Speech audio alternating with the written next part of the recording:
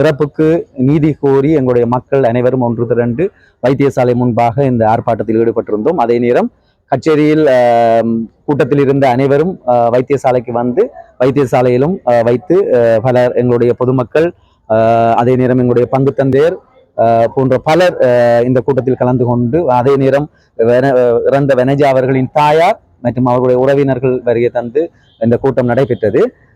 பல்வேறு விடயங்கள் கதைக்கப்பட்டிருந்த பொழுதும் எங்களுடைய மக்களுடைய கோரிக்கையாக இருந்த விடயம் உடனடியாக இதுக்கு நடவடிக்கை எடுக்க வேண்டும் என்று அதற்கமைவாக மாகாண பணிப்பாளர் அவர்கள் சில விடயங்களை எழுத்தில் கூறியிருக்கின்றார். முக்கியமாக இந்த அவர்களுடைய விசாரணை மத்திய அமைச்சின் விசாரணை 2 குழுவாக நியமிக்கப்பட்டு நடைபெறுகின்றது. அதே நேரம் மாகாண அமைச்சின் விசாரணையும் நாளைய தினம் குழு நியமிக்க இருக்கின்றார். இந்த விசாரணைகள் அனைத்தும் 3 நாட்களுக்குள் முடிவு செய்வதற்கும் தீர்மானிக்கப்பட்டிருக்கின்றது. இந்த 3 நாள் முடிவில் இந்த விசாரணை அறிக்கையின்படி என்ன அவர்கள் சொல்கின்றார்களோ அந்த விடயத்தை உடனடியாகவே அமுல்படுத்துவதற்கு தயாராக இருக்கின்றார் என்ற விடயத்தை மக்களுக்கும் சொல்லியிருக்கின்றார். இன்றைய தினம் எழுத்திலும் சொல்லியிருக்கின்றார்கள். உண்மையில் இந்த விடயங்கள் உடனடியாக நிறுத்தப்பட வேண்டும். இது காலகாலமாக எங்களுடைய வைத்தியசாலையில் இவ்வாறான பிரச்சனை நடைபெற்றிருக்கின்றது. கடந்த முக்கியமான ஒரு விடயம் கூற வேண்டும். இந்த சந்தர்ப்பத்தில் சிந்துஜா அவர்களின் மரணம் தொடர்பில் பலரும் ஒரு சில மாதங்களுக்கு முன்னர் ஆக்ரோஷமாக எங்களுடைய மக்கள் அனைவரும் திரண்டு நின்று நீதி கேட்டோம். ஆனால் கடந்த சில மாதங்களாக அந்த சிந்துஜாவின் நீதி தொடர்பாகவோ அல்லது அந்த இறந்த பிள்ளைக்கு அந்த குடும்பத்துக்கு ஒரு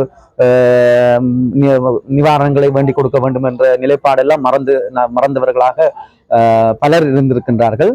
இருந்தபோதும் இந்த வழக்கு தொடர்பாக நான் தொடர்ச்சியான நடவடிக்கைகளை மேற்கொண்டிருந்தேன். கடந்த 5ஆம் தேதி இந்த வழக்கு கௌரவ மன்றில் அழைக்கப்பட்டிருந்தது. அதற்கு முன்னரும் 2 தவணைகள் கௌரவ மன்றில் இந்த வழக்கு அழைக்கப்பட்டிருந்தது. உண்மையாகவே அந்த பல்வேறு விடயங்கள் இப்பொழுது அந்த வழக்கு ஒரு புதியதொரு மாற்றம் அடைந்திருக்கின்றது. குறிப்பாக இந்த AR 977/24 என்ற வழக்கு அறிக்கை தாக்கல் செய்யப்பட்டு இந்த விசாரணையில் நடைபெற்றுக் கொண்டிருக்கின்ற அதே நேரத்தில் ஏற்கனவே மன்னார் போலீசில் இது தொடர்பான முறைப்பாடு கொடுக்கப்பட்டிருந்தது. மடு போலீசாரும் இது தொடர்பாக நடவடிக்கை எடுத்திருந்தார்கள்.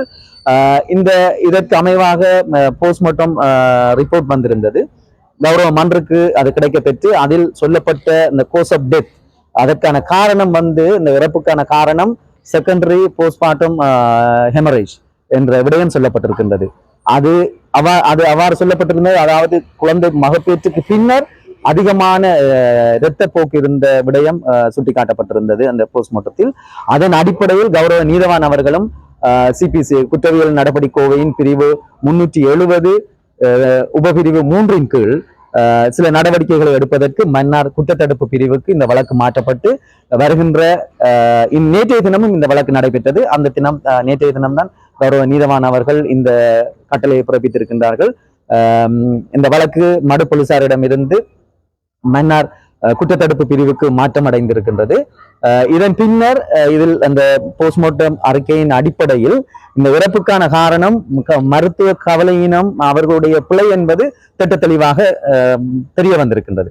ஆகவே இப்பொழுது இந்த வழக்கு ஒரு குற்றவியல், அதாவது ஏற்கனவே சிந்துஜாவின் மரணம் தொடர்பில் சில சிவில் வழக்குகள் தாக்கல் செய்ய இருந்த இந்த சந்தர்ப்பத்தில் அது சில பல்வேறு காரணங்களினால் தடைப்பட்டிருந்தது. இருந்த போதும் இந்த குற்றவியல் வழக்கு ஒன்று மாற்றமடைந்திருக்கின்றது இருப்பதனால் இந்த சம்பந்தப்பட்ட அந்த வைத்தியர் அதோடு சேர்ந்த அந்த குழுவினர் நீதிமன்றத்தில் போலீசாரினால் முன்னிலைப்படுத்துவதற்கான சந்தர்ப்பம் இப்பொழுது தோன்றியிருக்கின்றது. இந்த வழக்குக்கு 2 வாரங்கள் கௌரவ நீதிபதி அவர்கள் தவணை கொடுத்திருக்கின்றார்கள். இந்த வருகின்ற 3ஆம் தேதி இந்த வழக்கு நடைபெற இருக்கின்றது. ஆகவே மன்னார் போலீசார் இந்த குற்றத்தடுப்பு பிரிவினர் இது தொடர்பாக தங்களுடைய சரியான புலன் விசாரணை இப்பொழுது ஆரம்பிக்கப்பட முடியும். இந்த விடயத்தில் யார் யார் சம்பந்தம் அந்த போஸ்ட்மார்ட்டம் அறிக்கையின் அடிப்படையில் அவர்கள் தங்களுடைய விசாரணையை மேற்கொண்டு சம்பந்தப்பட்ட அந்த இதோடு தொடர்புபட்டவர்களை தங்களுடைய விசாரணை அறிக்கையை முடிவு செய்து கைது செய்வதற்கான சந்தர்ப்பம் இருக்கின்றது.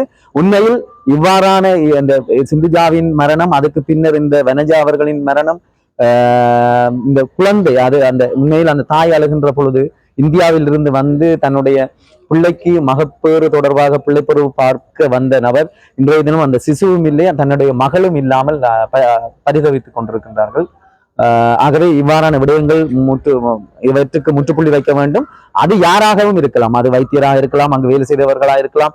உண்மையில் மக்கள் அனைவரும் நாங்கள் வருவது இந்த வைத்தியசாலையை நம்பி, இந்த வைத்தியர்களை நம்பி ஒரு சேவையை பெற வேண்டும் என்று வருகின்றோம். இவ்வாறு வருகின்றவர்கள் இறப்பு அது ஏற்படுவது வளமை, அது சாதாரணமாக நடைபெறும். ஆனால் உங்களுடைய மருத்துவ கவலையினம் அல்லது உங்களுடைய பிள்ளைகள் தவறுகள் காரணமாக ஒரு உயிர் போகும் என்றால் அதை யார் திருப்பி கொடுப்பது? இந்த விடயத்தில் சம்பந்தப்பட்ட வைத்தியசாலை விழிப்பாக இருக்க வேண்டும். உங்களுக்கு கடந்த சில மாதங்களுக்கு முன்னர் இவ்வாறான விடயம் நடைபெற்றிருக்கின்றது. இப்பொழுது இந்த வனஜா அவர்களின் மரணம் பாரிய ஒரு அதிர்வை கொண்டு வந்திருக்கின்றது மக்கள் மத்தியில். ஆகவே இவற்றுக்கு உடனடியாக வடமாகாண பணிப்பாளர் கூறியது போன்று 3 நாட்களுக்குள் இந்த சம்பந்தப்பட்டவர்களுக்குரிய நடவடிக்கை எடுக்க வேண்டும். அதே நேரம் சிந்துஜா அவர்களின் வழக்கும் சரியான முறையில் போய்கொண்டிருக்கின்றது. அதற்கான நீதியை பெற்றுக் கொடுக்க ஏலவே நான் கூறியிருக்கின்றேன். அந்த நீதியை பெற்றுக் கொடுக்கின்ற அந்த படிமுறையில் நகர்வு போகின்றது. அதே நேரம் அந்த குடும்பம் தொடர்பு கொண்டால் அவர்களுக்கான அந்த சிவில் வழக்கை தாக்கல் செய்வது நடவடிக்கை எடுப்பதற்கும் மன்னார் மாவட்ட சட்டத்தரணிகள் மற்றும் நாங்கள் தயாராக இருக்கின்றோம். அநேகமாக மிக விரைவில் அது எடுக்கப்படும் என்று நம்புகின்றேன். நான் தற்பொழுது மன்னார் வைத்தியசாலையிலே தற்பொழுது நின்று கொண்டிருக்கின்றேன். மன்னார் வைத்தியசாலையிலே நேற்றைய தினம் பிரசவத்துக்காக மன்னார் வைத்தியசாலையில் அனுமதிக்கப்பட்டுள்ள அந்த பெண் குழந்தையும் வைத்தியர்களுடைய கவனயினம் காரணமாகவும் அவருடைய அலட்சிய போக்கு காரணமாகவும் அந்த குழந்தையும் அந்த தாயாரும் மரணமடைந்திருந்தார்கள். அந்த பின்னணியிலே நேற்றைய தினம் அவர்கள் பிண பரிசோதனைக்காக நேற்றைய தினம் யாழ்ப்பாணத்துக்கு அனுப்பி வைக்கப்பட்டிருந்தார்கள்.